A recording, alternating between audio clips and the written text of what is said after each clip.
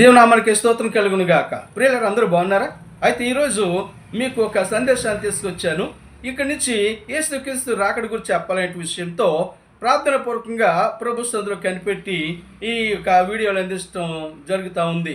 దేవుడు మిమ్మల్ని దీవించును గాక. అయితే ఈరోజు ఒక రెండు విషయాలు మీ మధ్యలో పెడతాను.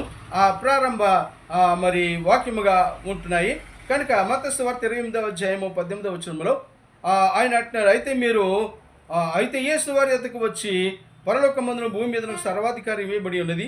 కాబట్టి మీరు వెళ్ళి సమస్త జనులు శిష్యులుగా చేయుడి. తండ్రి యొక్క కుమారుని యొక్క పరిశుద్ధాత్మకి నామమునికి మీరు బాప్తిస్మం పొందిడి. మీకు ఏ సంగతులను తెలియపరచానో వాటన్నిటిని ప్రకటించండి అని చెప్పినట్లుగా మనం చూస్తుంటున్నాం. ప్రియులారా, చూడండి, ఇక్కడ యేసు ప్రభు ఇంకా పరలోకానికి వెళ్ళలేదు, ఆరోహణం అవ్వలేదు. ఆ సమయంలో శిష్యులకి ఈ విషయాలు చెప్తున్నాడు. నేను ఏ సంగతులు మీకు ఆజ్ఞాపించాను అనగా నా రాకడి గురించి చెప్పండి, నేను తిరిగి రాబోతున్నానని చెప్పండి అనేటువంటి విషయాన్ని శిష్యులకు చెప్పినట్లు మనం చూస్తున్నాం. అంతేకాదు, ఏ సంగతులు ఆజ్ఞాపించారో తండ్రి యొక్క కుమారునికి పరిశుద్ధాత్మకి నామం మీరు బాప్తిస్మం ఉండి అనేక శిష్యులుగా చేయండి అనేటువంటి విషయాన్ని తెలియపరుస్తూ శిష్యులను సిద్ధపడుతున్నటువంటి ఈ లేఖనాలు మనం చూస్తూ ఉంటున్నాం. అంతేకాకుండా ఆయన భూమి మీదను పరమందును భూమి మీద నాకు శరీరాధికారం ఇవ్వబడి ఉన్నది అని చెప్తున్నాడు. ప్రియులారా, అవును, ఆయన భూమి మీదను పరమందును భూమి మీదను కూడా సర్వాధికారము ఆయనకే ఇవ్వబడింది.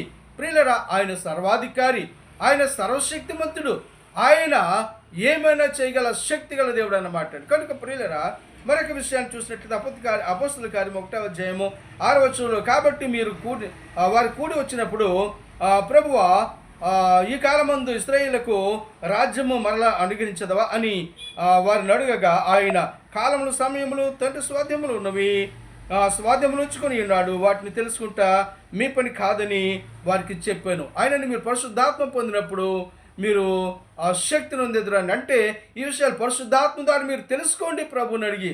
అంతేకాకుండా తండ్రి తన స్వాధీనంలో కాలములు సమయములు ఉంచుకున్నాడు. పలానా సంవత్సరంలో పలానా తారీఖుకి నేను వచ్చేస్తాను అనేటువంటి బైబిల్లో దాఖలాలు ఎక్కడ యేసుక్రీస్తు వస్తున్నట్లు మనం చూడం. అయితే ప్రియులారా, ఈ రోజున యేసు ప్రభు ఇప్పుడే వచ్చేస్తున్నాడు, ఇదిగో ఆ తారీఖున వస్తున్నాడు, లేక మరో సంవత్సరం వచ్చేస్తున్నాడు అని ఎవరైనా చెప్పినట్లయితే అది తప్పుడు బోధ.